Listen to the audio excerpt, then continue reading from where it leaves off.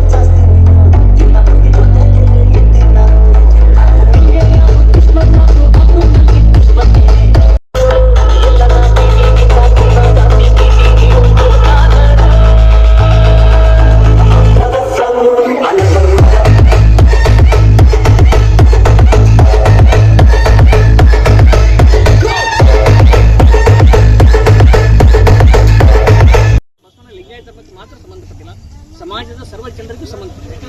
ವಚನ ಸಾಹಿತ್ಯ ಅಂತ ರಚನೆ ಮಾಡಿದ್ರೆ ಎಲ್ಲ ಧರ್ಮಕ್ಕೂ ಎಲ್ಲ ವರ್ಗಕ್ಕೂ ಸೇರಿದವರಾಗಿ, ಹೀಗಾಗಿ ಹೇಳ್ತಾರಲ್ಲ ಸರ್ವರಿಗೂ ಸಹಿತ ಒಂದು ಒಳ್ಳೆಯ ಗುಣಗಳಿರ್ತಲ್ಲ, ಆ ಗುಣಗಳನ್ನು ಕಲಿಯುವಂಥ ಅವಕಾಶವನ್ನು ವಚನ ಸಾಹಿತ್ಯ ಕೊಡ್ತಿದೆ. ಈ ನಿಟ್ಟಿನಲ್ಲಿ ಹಿರೇಮಠ್ ಸರ್ ನಾವು ಮನೆಯಲ್ಲಿ ಮಹಾಮನೆ ಅಂತ ಏನಾದರೂ ಪ್ರಾರಂಭ ಮಾಡಿದ್ರೆ ಒಂದು ವಾಟ್ಸಪ್ ಗ್ರೂಪ್ ಪಡ್ಕೊಂಡು ತಿಂಗಳಲ್ಲಿ 2 ಸಲ, 1ನೇ ಸೋಮವಾರ ಮತ್ತು 3ನೇ ಸೋಮವಾರ, ಸೊ ಯಾರಾದರೂ ಮಾಡ್ಬೋದು. ಇಂಟಿಮೇಷನ್ ಕೊಟ್ಟರೆ ನಾವು ಹಿರೇಮಠ್ ಸರ್ ಬೇಕಾದ್ರೆ ಪ್ರಾರಂಭ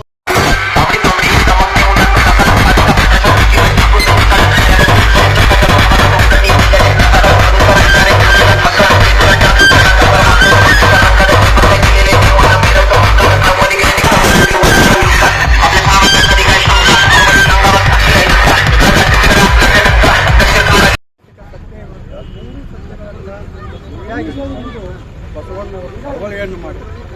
ಮತ್ತು ಜನರಲ್ಲಿ ಒಂದು ಬಾಂಧವ್ಯವನ್ನು ಬೆಳೆಸಬೇಕು, ಬಾಂಧವ್ಯವನ್ನು ಬೆಳೆಸಬೇಕನ್ನೋ ಒಂದು ಕಾರಣಕ್ಕಾಗಿ ಎಲ್ಲ ಜನರನ್ನು ಒಂದುಗೂಡಿಸಿ ಒಂದೇ ಅನ್ನುವುದು ಜಾತಿ ವ್ಯವಸ್ಥೆ ಹೋಗಬೇಕು ಅಂತ ಅವರು ಮೂಲಭೂತವಾಗಿ ಕೆಲಸ ಮಾಡಿದರು. ಆದರೆ ಈಗ ಆದದ್ದೇನು? ಮತ್ತೆ ಅದೇ ಸ್ಥಿತಿ 12ನೇ ಶತಮಾನದಾಗ ಏನಿತ್ತು ಸ್ಥಿತಿ, ಆ ಸ್ಥಿತಿನೂ ಈಗ ಈಗಲೂ ಇದೆ. ಇದರ ಅರ್ಥ ಯಾಕಂತಂದ್ರೆ ಬಸವಣ್ಣವ್ರ ತತ್ವಗಳನ್ನು ನಾವು ಅರ್ಥೈಸಿಕೊಂಡೇ ಇಲ್ಲ, ಅಳವಡಿಸಿಕೊಂಡೇ ಇಲ್ಲ. ಈಗಲೂ ಹಾಗೆ ಇದೆ. ನಾವು ಬಸವಣ್ಣನವರನ್ನ ಪೂಜೆ ಮಾಡ್ತೀವಿ,